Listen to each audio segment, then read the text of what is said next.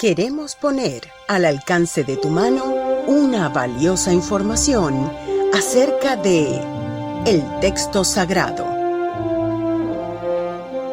Acércate para que conozcas cómo se conformó el más maravilloso de todos los libros a través del tiempo.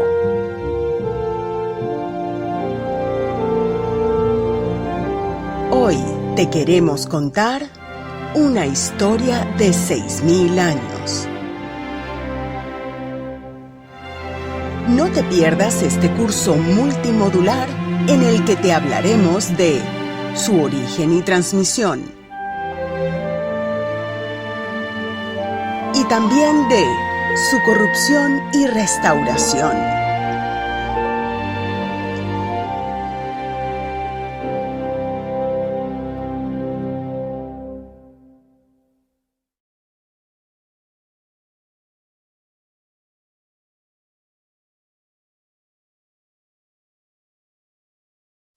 Hoy correspondería a hablar sobre la transmisión y de todo el proceso de alteración que ocurrió en el Viejo Pacto.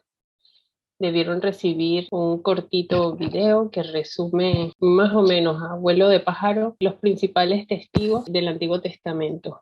Trataremos entonces de, como la vez anterior, dar ejemplos de cada uno de esos testigos y cómo se han ido interrelacionando entre ellos a lo largo de la historia. Para empezar, podemos decir que al tener en nuestras manos la Biblia, cuando conocimos al Señor o cuando empezamos nuestra interrelación con ella, con el libro, nunca se nos ocurrió o asumimos que este venía directamente de lo que Dios dijo, ¿verdad? Pero la cuestión es que esta historia, pues, no es tan lineal como aparece en el gráfico, sino es así. Entonces, han sucedido muchísimas cosas que nos cuentan solamente los testigos escritos, y que eso genera una cantidad de preguntas.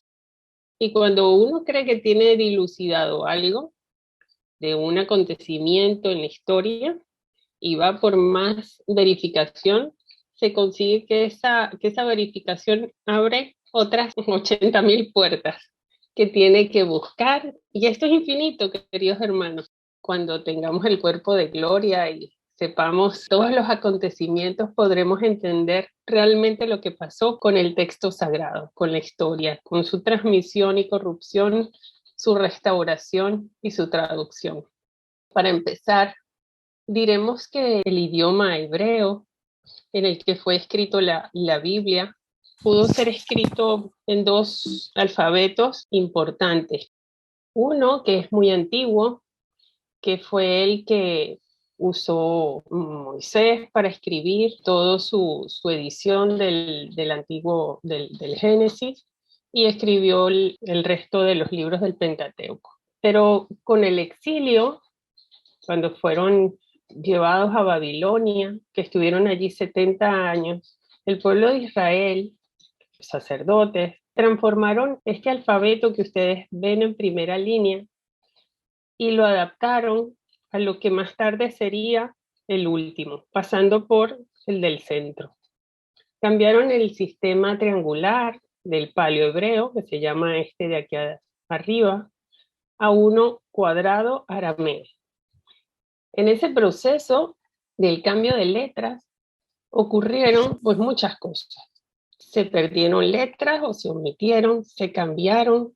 En fin, no se sabe exactamente porque estos estudios continúan en las comparaciones y se está pues analizando para determinar exactamente qué fue lo que ocurrió y cómo ese trasvase de un alfabeto a otro pudo traer unos cambios que fueron tan importantes que fue necesario la implementación de un sistema vocálico, de estos puntitos que ustedes ven aquí sobre las letras de la última línea. ¿Sí? Entonces, esto es importante de tenerlo en cuenta, porque si comparamos, por ejemplo, ahorita, un documento encontrado en las cuevas de Qumran, como es el que tenemos en pantalla, que es una porción del gran rollo de Isaías, y comparamos la grafía que hoy día se utiliza, comparamos unas palabras, vemos que solamente en su número ya cambian, ¿verdad? Aquí podemos contar 1, 2, 3, 4, 5 y 6 letras. Aquí tenemos 1, 2, 3, 4 y 5. Después están separadas y no tienen los puntitos que vemos acá abajo. Entonces, todo esto es importante para lo que realmente pasó entre los textos. Entonces, una vez dicho esto, entremos a nuestros testigos, porque del Urtext entonces salieron una cantidad de copias y de copias y de copias, y hoy podemos agruparlos según los testigos que tenemos a la mano. Y podemos dividirlos en lo que es el Pentateuco samaritano, lo que es la Septuaginta y lo que es el texto rabínico, de donde vienen todas nuestras traducciones a los idiomas vernáculos. Y por último, los últimos descubrimientos a partir de 1947 en el desierto de Judea. Comenzaremos con el Pentateuco samaritano. Como ya vieron en la revista o en el artículo que se les envió, este testigo, que solamente abarca el Pentateuco, es el que usan los samaritanos. Y digo que usan porque aunque el pueblo de samaritanos hoy es muy pequeñito, ese es su texto. Y siguen su adoración y siguen sus rituales, todo aplicado a unas variantes que en su tiempo pues marcaron el lugar de adoración diferente al que Dios marcó para ser adorado en Jerusalén. De manera que aquí vemos un texto con una grafía que se parece mucho al paleohebreo, pero no se parece al cuadrado de principio, antes de terminar en el tipo de texto medieval. Trataremos de hacer aquí como un gráfico de dónde entonces vienen los textos para podernos ubicar. Partiendo entonces del canon de Esdras, siglo V antes de Cristo, sabemos que de ahí hubo una Septuaginta, una traducción de ese texto hebreo, y un texto que viene como el precursor del texto masorético. Entonces lo vamos a llamar protomasorético. Actualmente pues hay algunas confusiones porque son términos que tienen que ser definidos de acuerdo a lo que se va consiguiendo. Entonces, algunos editores eruditos en sus artículos a veces hacen referencia al protomasorético, al premasorético, al semimasorético, y entonces el lector que no está muy habituado con esto, pues tiende como que a confundirse. Entre el canon de Esdras y estos testigos que aparecen en pantalla, pasaron muchas cosas. No es que salieron así, sino que hay algunas hipótesis que no explicaremos aquí sobre la aparición de estos textos. Pero por ahora nos vale este gráfico. En Qumran y en los descubrimientos del desierto de Judea han aparecido textos que se parecen al Pentateuco samaritano y se toman como proto-samaritanos. Tienen bastante similitud con este Pentateuco de esta pequeña colonia, que hacen suponer que hubo como una preparación antes de llegar a ese Pentateuco samaritano. Luego, de este Pentateuco samaritano salieron pues la versión griega, influenciada por la Septuaginta, un códice completo fechado en 1149, 150 después de Cristo, que está en Cambridge, y de ahí también se preparó la políglota de Londres en su versión aramea. De ese códice del Pentateuco samaritano se prepararon las políglotas de Londres y de París. Y de ahí se preparó una edición ecléctica llamada Bongal, en 1914 al 18. Se siguen actualmente pues las investigaciones de este Pentateuco samaritano para poder quitar toda la primera edición de esas variantes que marcan la forma cultural de los samaritanos, para ver si es posible retrotraer el texto a su original hebreo, de donde salió. Pongamos un ejemplo de en qué nos ha servido o qué aporta este Pentateuco samaritano, porque tiene mucha afinidad con ese original, ese urtext que no tenemos. Todas las versiones en Génesis 11:32 dicen, y fueron los días de Taré 205 años y murió Taré en Harán. Este pasaje ha traído algunos problemas porque cuando se le compara con alguna cita de Hechos donde se da alguna precisión en la historia de Taré y de Abraham, es así como que no cuadrara mucho, ¿no?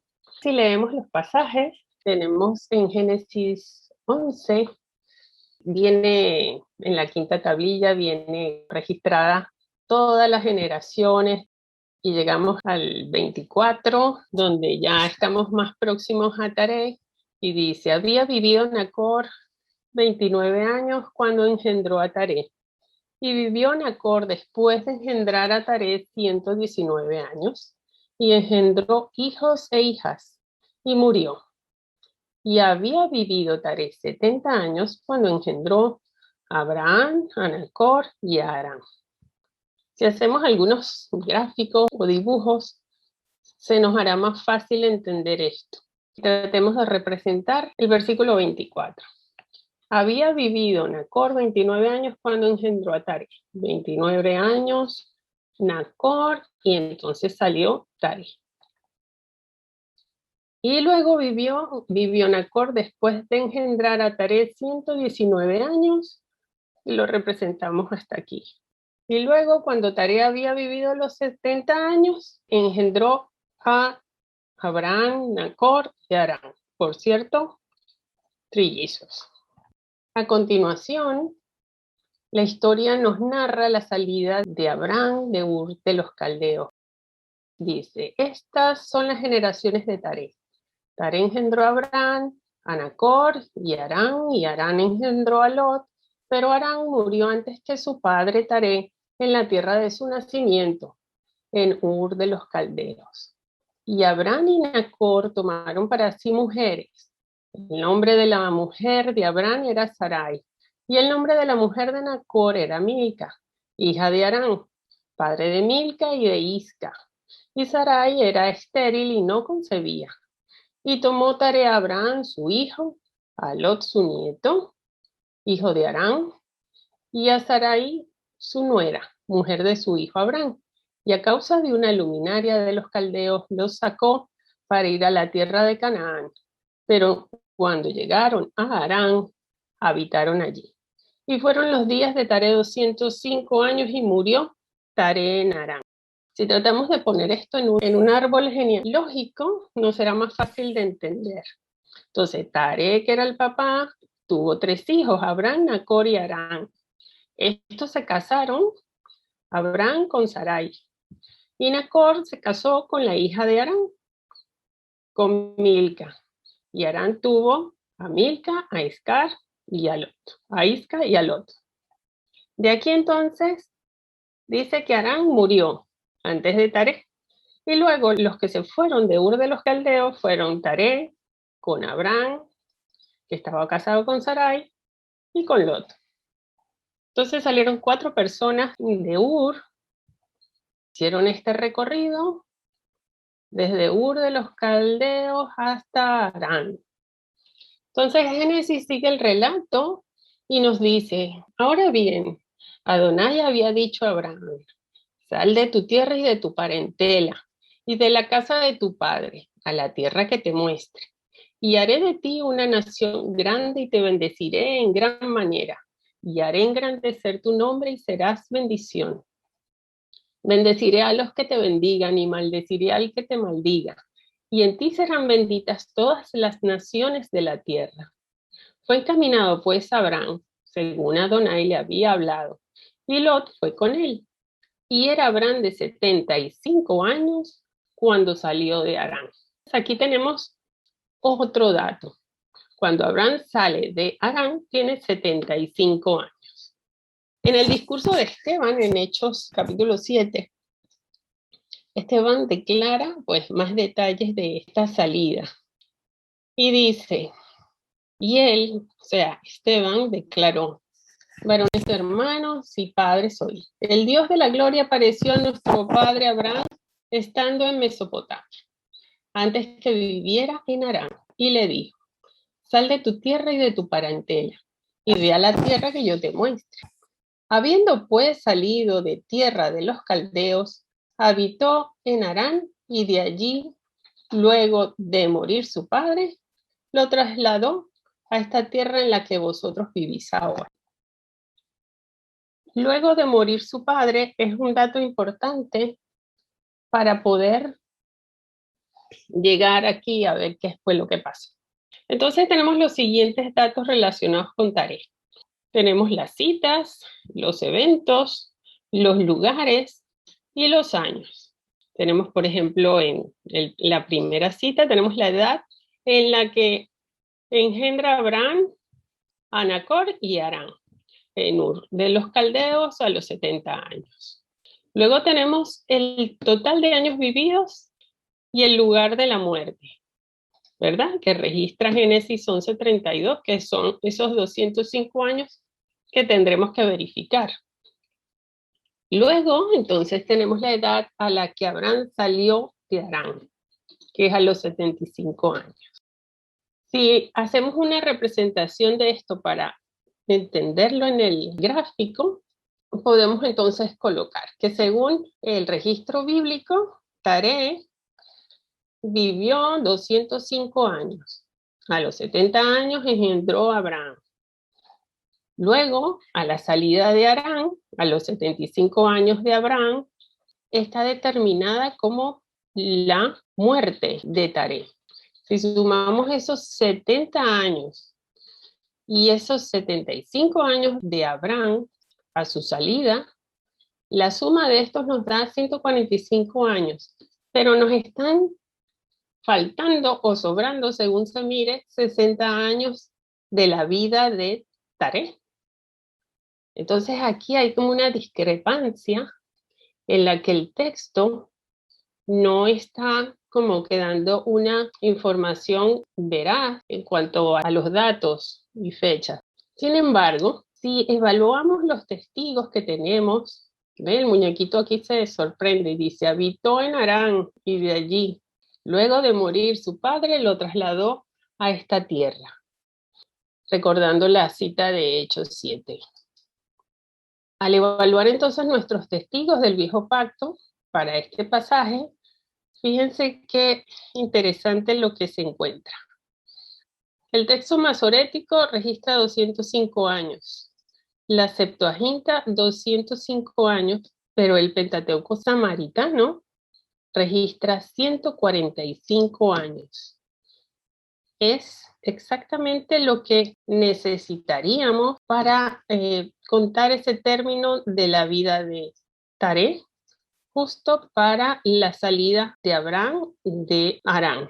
De esta manera vemos cómo este testigo viene en nuestra ayuda para clarificar el texto. De manera que debería decir: y fueron los días de Taré 145 años, y murió Taré en Harán. Aquí tenemos un precioso papiro que contiene el Pentateuco samaritano. Esto está en la subasta y fue vendido por $162.500. Me encontré una página donde hacían todas estas subastas. Bueno, vamos a revisar ahorita nuestra Septuaginta, que como todos ya saben, fue la primera traducción del hebreo al griego y fue hecha en el tercer siglo antes de Cristo. Quien lo mandó a hacer fue en tiempos de Ptolomeo II, y se inició con el Pentateuco. Los demás libros fueron paulatinamente traducidos en el resto de los siglos, hasta completarse en el primer siglo de nuestra era. la totalidad de los libros. Con la Septuaginta pasó algo muy particular, porque con el cambio de era y con la destrucción de Jerusalén, con el paso del Señor Jesús aquí en la tierra, con sus profecías, de su anuncio, de la destrucción del templo, de cómo iba a ser su venida, los milagros que iba a hacer, las señales que iba a dar, con la vista de los ciegos. El judaísmo central, quien era adverso a él y a toda su prédica y proclamación del Evangelio, pues trataron de erradicar todo rastro de esas profecías en el antiguo pacto, de manera que cambiando aquí y allá, pudieron borrar y tratar de desaparecer toda esa profecía mesiánica que venían anunciando, como dicen los registros del nuevo pacto, los profetas desde un principio, que venían anunciando estas buenas nuevas y que sabían que no era para ellos, sino para los que vendrían. Entonces, cuando el Señor Jesús pasó por esta tierra, hubo mucho conflicto. Y esta Septuaginta que ya estaba rodando por ahí para todos esos hablantes del griego, el judaísmo central trató también de alguna manera de cambiarla. Entonces hicieron adaptaciones en las que hoy pues tenemos algunos testigos griegos en los que se pueden reconocer esos cambios, esas variantes y siempre en esos sitios donde el Señor Jesús era anunciado. Conseguimos, por ejemplo, los trabajos de traducción de Aquila, de Teodoción y de Simaco, que son versiones judías de la Septuaginta del segundo siglo después de Cristo. Posteriormente, Orígenes trató de compararlas todas y tratar de determinar en qué parte habían sido cambiadas las palabras, y hizo una exapla de las que quedan muy poquitas hojas. Esta es una de las que nos queda, que tienen aquí abajo. Tenía 6 columnas, este manuscrito, donde presentaba el texto hebreo, luego presentaba la transliteración del texto hebreo, luego entonces estas versiones de Aquila, de Teodoción. La quinta columna era de una Septuaginta y la última era primero venía de Aquila, de Simaco y luego la de Teodosión, la última, la número 6. De manera que entonces se presentaba utilizando unos asteriscos y unas marcas de edición, marcaba los pasajes que habían sido añadidos y marcaba los que habían sido quitados. Con el paso del tiempo, la forma de marcaje de estos pasajes, de estas variantes, era muy complicada. Era tan engorroso que se empezaron como que a mezclar y ya no sabían si era que estaba añadido o si había sido sustraído, y después con el tiempo ya ni siquiera se marcaban. Estos manuscritos se perdieron en alguna biblioteca con algún incendio, de manera que hoy no los tenemos, sino son muy poquitos los manuscritos que tienen pues estos textos de Aquila, de Teodoción, de Simaco, y que sí están siendo utilizados para la reconstrucción de esa Septuaginta en la versión de la Biblia Göttingen.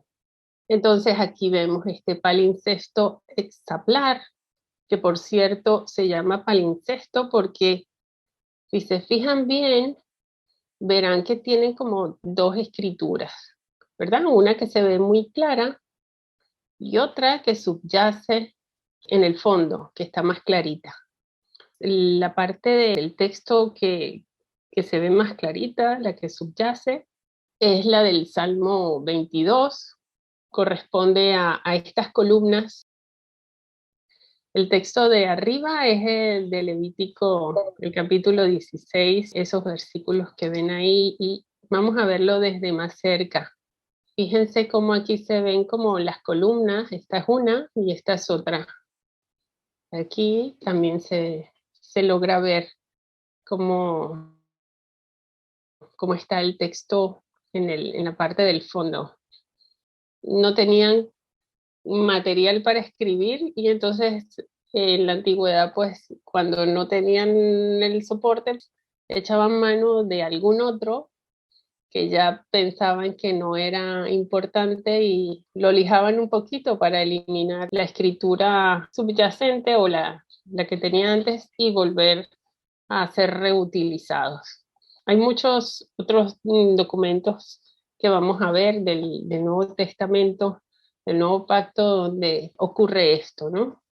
Vamos a ver uno de los ejemplos cómo el judaísmo central cambió en la Septuaginta estos pasajes de estas profecías mesiánicas que venían a ser tan reveladoras en el antiguo pacto y anuncio del Señor Jesús. En Isaías 7:14, el texto rabínico registra: por tanto, el Señor mismo os dará señal, que aquí que la doncella concebirá y dará a luz un hijo y llamará su nombre Emmanuel. Aquí hemos podido hacer como un pequeño interlineal, donde con cada palabra le vamos poniendo aquí el significado, su traducción literal. Acuérdense que el hebreo se lee de derecha a izquierda. Y hemos puesto, para compararla, le hemos puesto también el griego para ver cómo Aquila, Teodosión y Simaco han hecho pues el cambio de la variante al hacer la traducción, como adaptando la Septuaginta, la versión griega, a ese texto rabínico ya manipulado. Fíjense ustedes cómo la Septuaginta, el texto griego, en la variante doncella, que ya la tenemos resaltada, la Septuaginta registra partenos, virgen. En cambio, en el texto masorético registra la palabra alma, doncella, mujer joven, joven, no necesariamente virgen. Cuando se hacían estas discusiones de cómo iban a cambiar esto, pues habían las versiones judías que no decía partenos, sino decía una palabra que se llama nianis, nianis, doncella, en griego. Entonces, Simaco, Teodosión y Aquila habían puesto, en vez de utilizar la palabra partenos como originalmente traía la Septuaginta, pues la cambiaban para que se pareciera a alma, porque anteriormente el texto masorético no tenía esa palabra alma, sino tenía registrado la palabra virgen, betula. Entonces, los años que ellos tuvieron para hacer toda esta modificación fueron muchos y trataron como que de desaparecer todos los textos divergentes que no eran similares al texto rabínico. Cuando ya empezó a circular el nuevo pacto y los evangelios y se contaba el nacimiento del Señor Jesús y se citaba a Isaías y decían: he aquí la Virgen quedará encinta y dará a luz un hijo, pues todos estos fariseos y judíos contrarios al mensaje del Señor Jesús y del nuevo evangelio que estaba surgiendo, pues chirriaban los dientes. ¿Se acuerdan del pasaje de cuando sanó al ciego? Estaban indignados porque ellos sabían que esa era una señal que no la podía hacer cualquiera, sino solamente el Mesías. Y por eso estaban y persiguieron tanto a ese hombre que recibió la vista que era de nacimiento, su ceguera. Los textos de Aquila, de Teodosión y de Simaco en griego tienen nianis y no partenos. Damos gracias al Señor porque ya ha llegado estos años, se está haciendo una reconstrucción de lo que es la Septuaginta para poder retrotraerse, o sea, para sacar un una traducción de donde salió de ese hebreo que no tenemos. Entonces, se está haciendo esa reconstrucción del idioma griego, quitando pues todas estas deformaciones, estas añadidos. Y lo mismo que se está haciendo con la Biblia hebrea, se está haciendo con la Biblia griega. Este es un trabajo que ya lleva, fíjense ustedes, empezó en 1909 y todavía los libros de Samuel y de Reyes, de Josué, Jueces, que son los más difíciles porque tienen muchísimos testigos donde hay muchísimas variantes que revisar. Sin embargo, pues ya tenemos algunos libros ya disponibles. Entonces, damos gracias a Dios por este trabajo de nuestros hermanos. Con el texto rabínico, pues la cosa es más complicada todavía, porque es el texto que ha sobrevivido y llegado hasta nosotros. Este fue el texto que llegó a las imprentas y de aquí se hicieron todas las traducciones vernáculos a los idiomas, al inglés, al portugués, al francés, al castellano. Podemos dividir para entender mejor todo lo que pasó en cuatro partes. Antes de la destrucción del templo, después, entre los años 70 y 150 después de Cristo, los siglos V hasta la imprenta y luego de la imprenta hasta nuestros días. Ocurrió un proceso siempre de tratando de estabilizar ese texto en todas sus etapas, en el texto consonántico, en el texto vocálico y en el texto ya impreso. Antes de la destrucción del templo, habían una diversidad de textos, había una pluralidad. Y esto lo sabemos porque los descubrimientos del Mar Muerto y del desierto de Judea así lo testifican. Ahí se han encontrado pues textos que avalan la tradición masorética, pero también hay otros textos que se asemejan a la Septuaginta, otros al Pentateuco samaritano. Eso nos habla de una pluralidad textual en tiempos del Señor Jesús. Por eso se entiende ahora el reclamo que le hace el Señor Jesús a los doctores de la ley, que les dicen, ustedes han quitado la llave del conocimiento, y les habla ahí muy fuerte. Y ese reclamo es porque ellos lo que hicieron fue, fíjense esto, de manera que se quedaron con un solo tipo de texto. Tratemos entonces aquí en esta línea del tiempo de colocar todos estos elementos. Fíjense, antes teníamos el palohebreo, ¿verdad? Que fue cambiado a cuadrado arameo. Tenemos testigos de que el paleohebreo ha llegado hasta después del cambio de era. O sea, hay registros de documentos, sobre todo del Pentateuco, que son los libros que se han encontrado en el desierto de Judea con el alfabeto del paleohebreo. También el libro de Job, lo que nos habla pues de su antigüedad. Tenemos ese cambio con la deportación a Babilonia hacia el cuadrado arameo, una escritura que no llevaba vocales, pero ya sí hicieron ese cambio de unas letras que se llaman mater lectionis, que son como unas letras que sirven como vocales, pero también como consonantes. Entonces, fueron quitadas de algunas palabras, pero no de la misma manera, lo que formó aquello un desorden y entonces empezaron con su tradición oral del texto.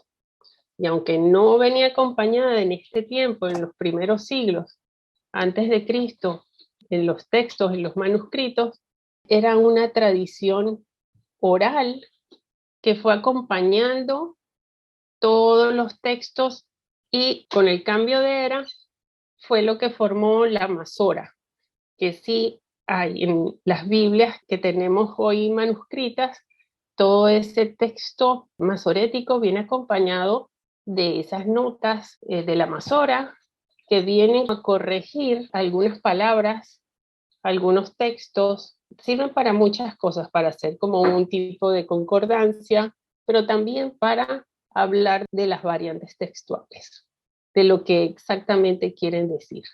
Con la caída del templo en el año 70, todos esos textos divergentes empezaron a desaparecer. Ayudó también la diáspora con esa pérdida porque los únicos que pues siguieron con su religión judía en el exilio pues fueron esa parte del judaísmo central.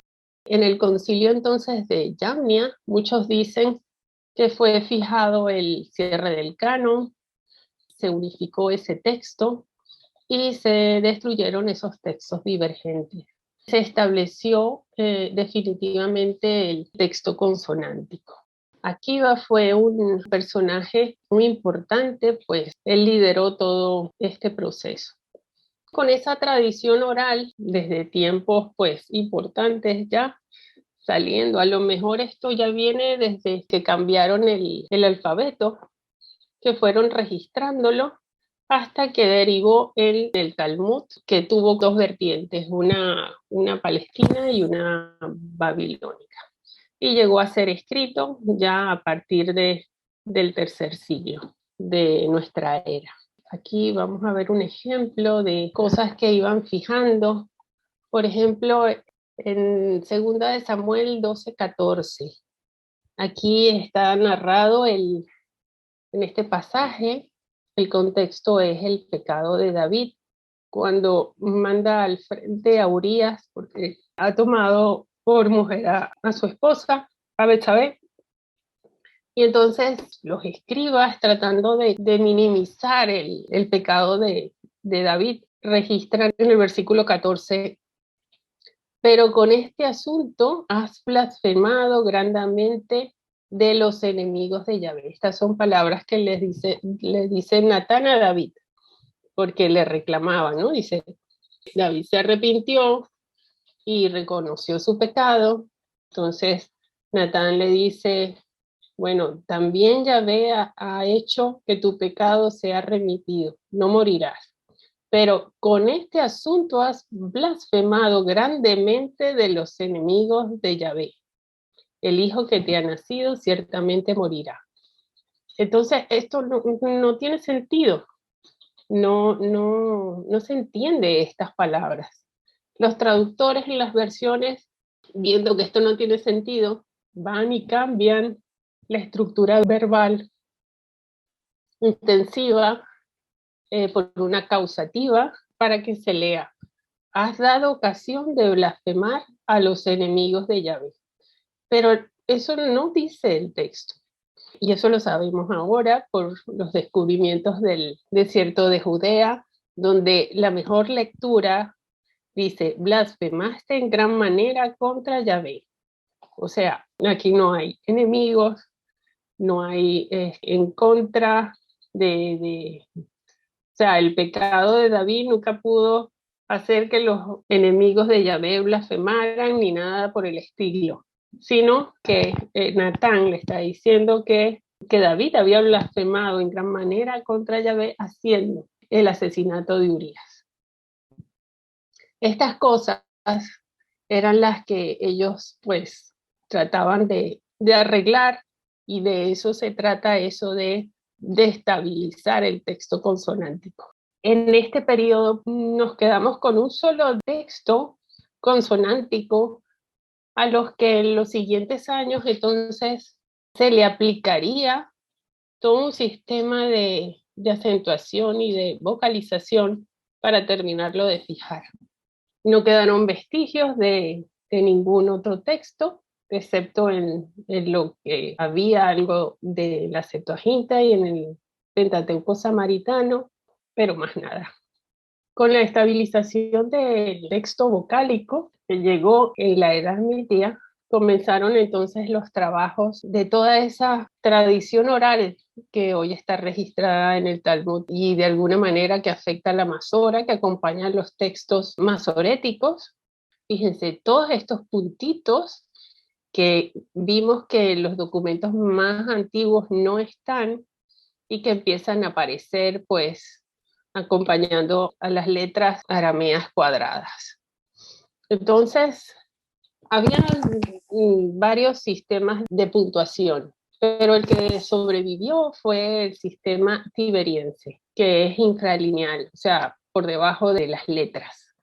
Podemos catalogarlas no como enmiendas, sino como marcas editoriales, donde ellos en el texto usan signos para marcar unas letras que las llaman letras suspendidas, otras notas que se llaman Severín, otras que se llaman Ketit Kere, otras que son punta extraordinaria, donde hay una serie de puntitos sobre las letras consonánticas diferentes a los puntos estos vocálicos. Entonces, un texto que era sin vocalizar aquí terminó pues con una serie de puntuaciones que fijan las palabras sin cambiar ninguna letra. Volvamos a nuestro rollo de Isaías 41 para volver a ver esto. Este texto, por ejemplo, dice, cada cual ayudó a su compañero, cada cual dijo a su hermano, ánimo, así anima el escultor al orfebre y al forjador al que bate el yunque. Y dicen, buena soldadura, y la aseguran con clavos para que no se mueva. Esta escritura, que está en palohebrea tardía, porque es así un poco entre triángulo y cuadrado, no presenta todos estos puntitos como vimos al principio. La escritura hebrea cuadrada, pues tiene lo que se llama escritura con nikut. El nikut es el sistema diacríticos que señalan las vocales. Vemos como estos puntos, fíjense, como unos puntitos que parecieran nada, van a cambiar el significado de la palabra. Por ejemplo, en Jeremías 11:2, estas son versiones impresas de Biblias que tienen, pues, en una esta y en la otra tienen registrado este sistema de puntuación. Entonces, se usan los dos en Biblias diferentes. Una con Segol y otra con el Kamatz, que son los nombres de esos signos de vocalización. En uno, convierte a la palabra en plural, dirán, y el otro en el singular, dirás. Entonces, vemos que con un cambio de puntuación, de puntos en estas formas de vocalización, cambia el sentido de la palabra. Parece muy inocente, pero tiene su juego. Fíjense en esta palabra. Esta es una palabra al que se le puede cambiar el significado usando esos puntos vocálicos. Si me tienen un poquito de paciencia, vamos a revisar cómo se comportan estas letras, estas 4 letras, en estas palabras. Es importante que ustedes vean esto. Aquí tenemos entonces esta palabra, la primera letra, acuérdense que se lee de derecha a izquierda, el hebreo. Tenemos la letra hebrea Hayin y la letra hebrea Hei, que son mudas, o sea, no suenan. Y luego tenemos las centrales, que es la primera que suena, pues una Bab, que es una consonante con sonido B, y puede funcionar como una de esas mater selecciones, o sea, puede funcionar como vocal. Y después tenemos al lado la lamet, que es una consonante que tiene un sonido como la L.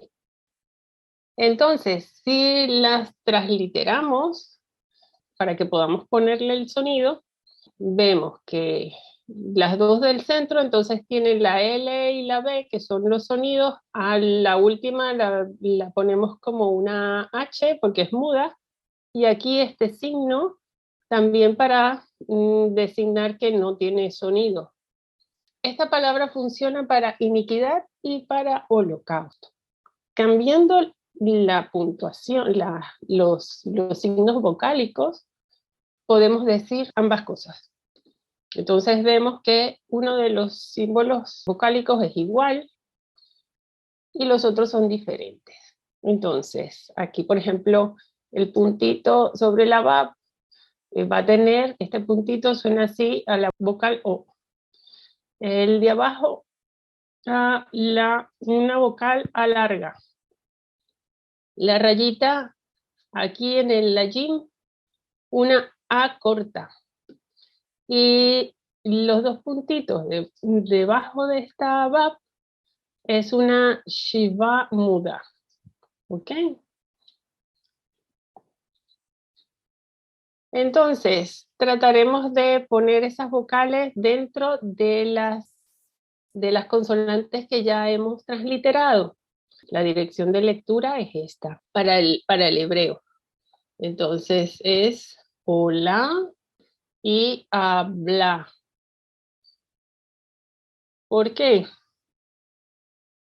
Porque al poner el puntito sobre esta VAP, que dijimos que podía funcionar como una vocal, esta O ya entonces anula el sonido de la B que habíamos dicho que podía tener. Ya no es una B, sino es una O. Luego, en la otra palabra, la vocal corta A, como la letra allí es muda, entonces sobresaldrá esta letra A. Y aquí la letra, la VAV, como sigue siendo una consonante, va a sonar como una B, porque estos dos puntitos no van a afectarle. De manera entonces que tenemos para iniquidad la palabra habla y para holocausto, hola.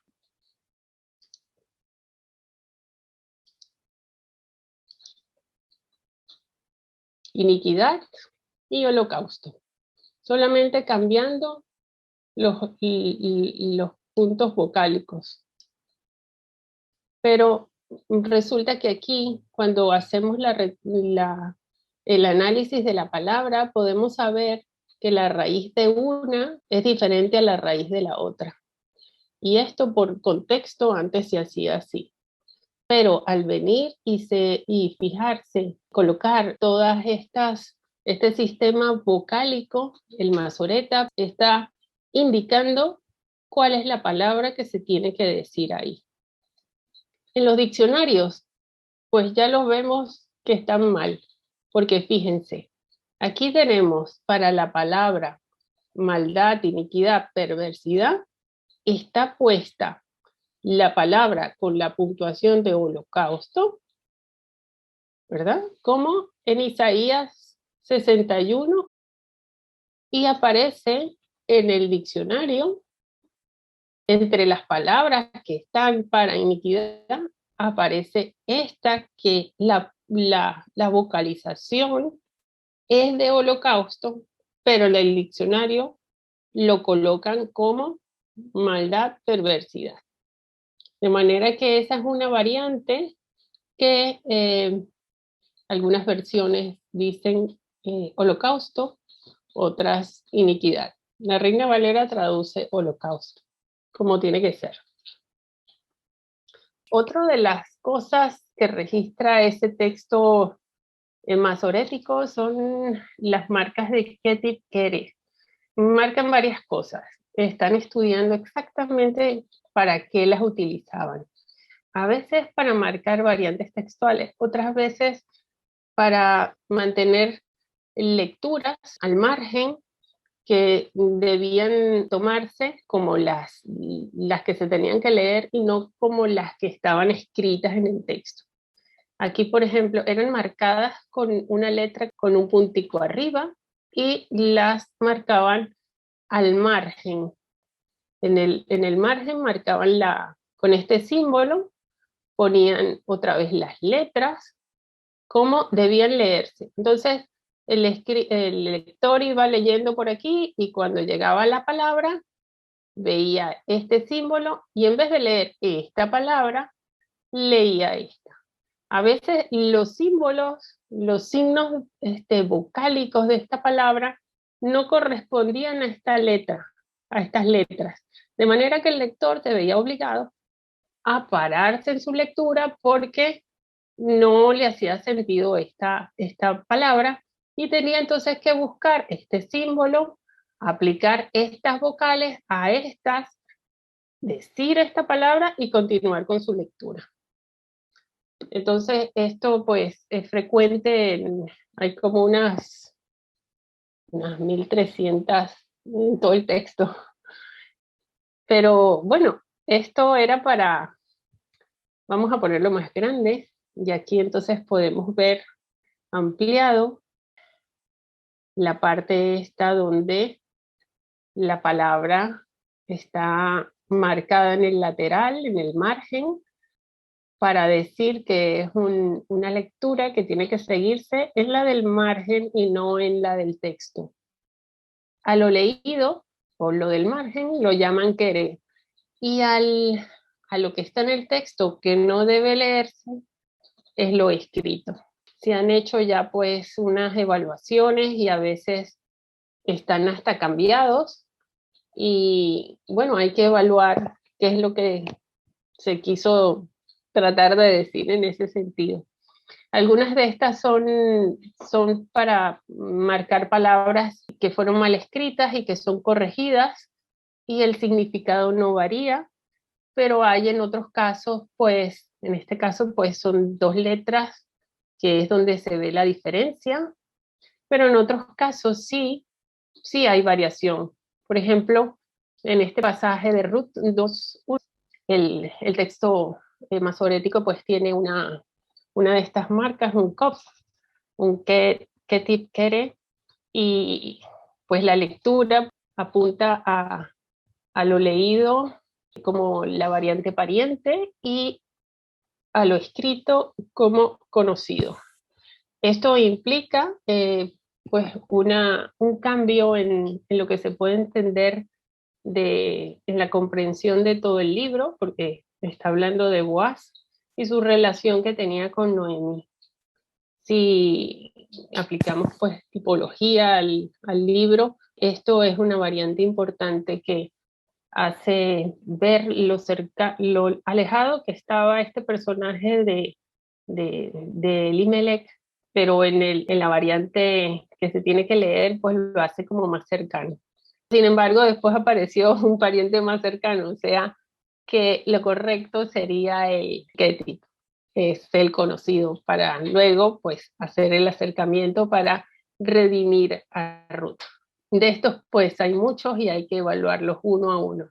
De los representantes, entonces, de estos manuscritos que nos han llegado hasta ahora, tenemos el Códice Alepo, que es el más reciente que se ha obtenido, aunque es el códice más antiguo.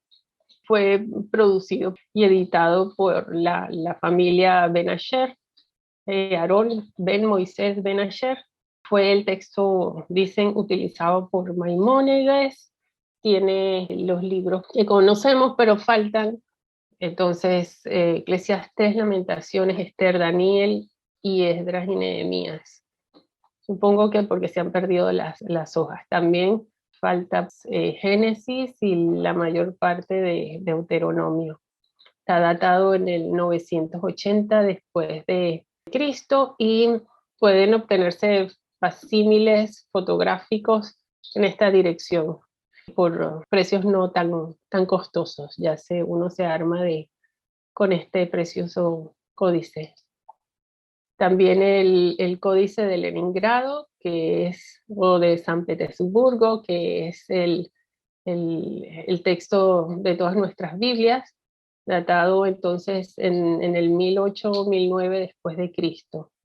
Es la que recoge el texto que recoge la Biblia hebraica stuttgartensia. Luego tenemos el Códice del Cairo, datado del 895, que solamente contiene los profetas anteriores y posteriores. en esa dirección que ven acá abajo, pueden verlos, están todas las hojas digitalizadas.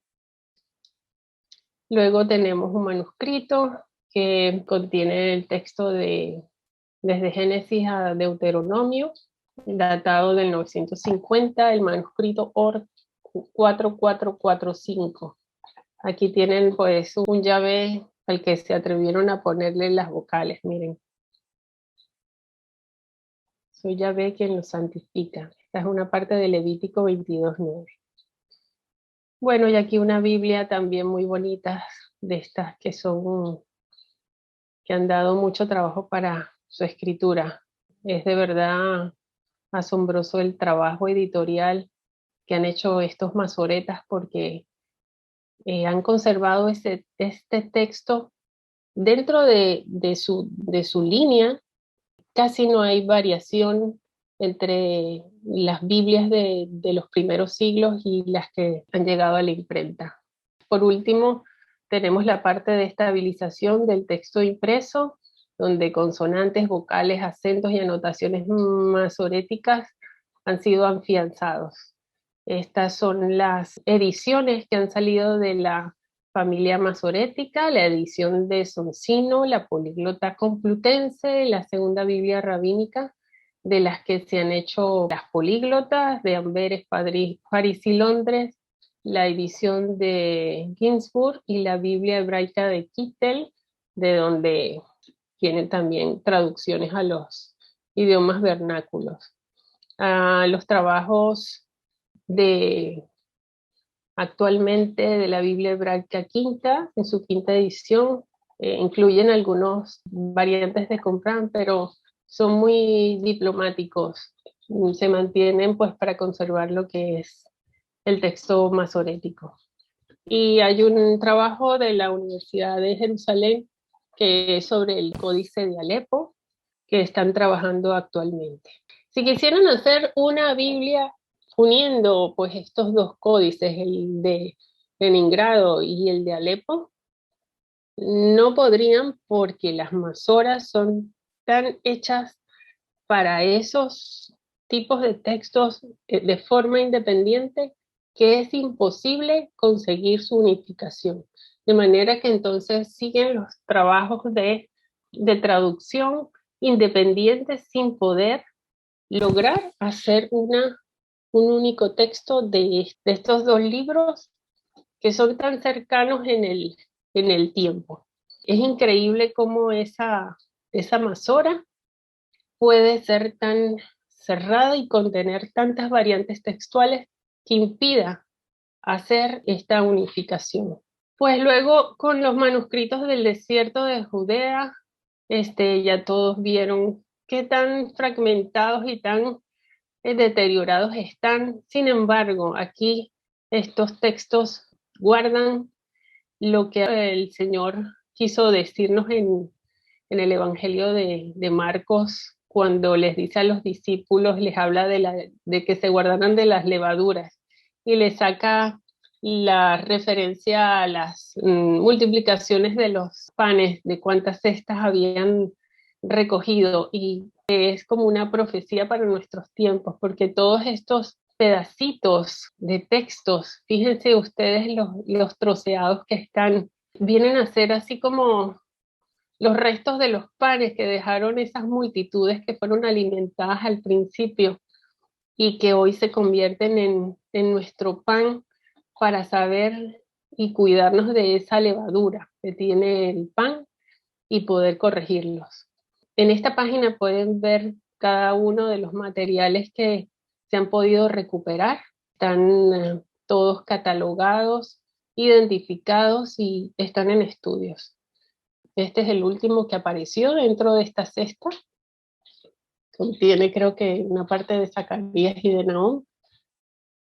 En el desierto de Judea se consiguieron pues manuscritos que se parecen a la Septuaginta y al Pentateuco samaritano y otros al texto masorético. Esta es una porción del libro de Jeremías y estos son una serie de partes de fragmentos de un mismo documentos que hasta con el ADN tienen que hacer la identificación para conseguir como hacer grupos de ver a qué tipo de piel o de pergamino pertenecen, si a uno y otro. Y para eso se valen de la identificación del ADN. Y así pueden pues separar, dice, estos pedacitos son de este pergamino. Entonces los ponen todos juntos y empiezan a armar el rompecabezas. Aquí les trajimos algunos ejemplos de esto que se ha encontrado y que nos sirve de reconstrucción de nuestras Biblias. Se han logrado tres cosas con los documentos del desierto de Judea. Se ha constatado la tradición masorética. Se ha probado que en tiempos del Señor Jesús había una pluralidad textual. Y luego, las traducciones y los testigos como Septuaginta y Pentateuco samaritano han logrado elevar su valor frente al texto masorético. De manera que el texto masorético viene a ser uno más de los testigos que tenemos. No hay que ni ponerlo ni por encima ni por debajo. Simplemente tratarlo como un testigo más. Aquí tenemos en Génesis 41:16 unas palabras que respondió José a Faraón diciendo, no está en mí, Dios será el que te dé respuesta propicia a Faraón. Esto es en el pasaje de la interpretación de los sueños. A los escribas les pareció como muy pedante esto de que José dijera, sin mí Elohim no dará a Faraón respuesta para salvación. Pero los testigos de Qumran, el Pentateuco samaritano y la Septuaginta así lo testifican. En 1 Samuel 2, 22, 23, por ejemplo, aquí el escriba pues tratando de hacer más, explicar cuáles eran esas cosas malas que los hijos de Elí habían cometido, añaden, y como se acostaban con las mujeres que servían en la entrada de la tienda de reunión. Sin embargo, en los descubrimientos del desierto de Judea y la Septuaginta, este pasaje no está. Quiere decir que es una añadidura. Y aquí en Génesis 2:2, y acabó Dios en el día séptimo la obra que hizo, y reposó el día séptimo de toda la obra que hizo. Así lo testifica el texto masorético. Sin embargo, los otros dos testigos presentan la variante sexto, pero por contexto podemos saber cuál es el que corresponde para Génesis 2:2, porque tenemos el registro de Éxodo 20:11. Porque en 6 días hizo Yahvé los cielos y la tierra y el mar y todas las cosas que hay en ellos, y reposó en el séptimo día. Entonces, aquí en Génesis 2:2 debería decir, y acabó Dios en el día sexto la obra que hizo, y reposó el día séptimo de toda la obra que hizo. Y el último ejemplo que les traigo, que está en el video, que es un texto que se cita en el Evangelio de Lucas 4:18, que tiene que ver con la recuperación de la vista a los ciegos, esa señal que el Señor Jesús iba a hacer cuando estuviera aquí en la tierra y que el texto masorético cambió y borró y trató de eliminar para que no diera testimonio de él. Sin embargo, el Señor se ha guardado esos restos de panes, de esas multiplicaciones que hizo ahí con la multitud para que hoy pudiéramos colocar en Isaías 61, 1 y 2, y recuperación de la vista a los cielos.